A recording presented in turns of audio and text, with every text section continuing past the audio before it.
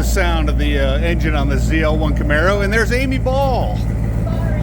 It's okay. You're famous now.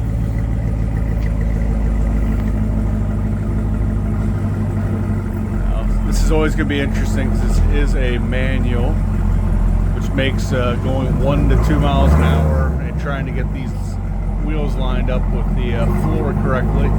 Bit of a challenge. But Randy seems to have it. Oh, it sounds beautiful. I wonder if I should probably take this home for the night, just make sure it drives correctly. But I have a sneaky suspicion our general manager, Randy, who's driving that right now, would not agree with my assessment that I should take it home.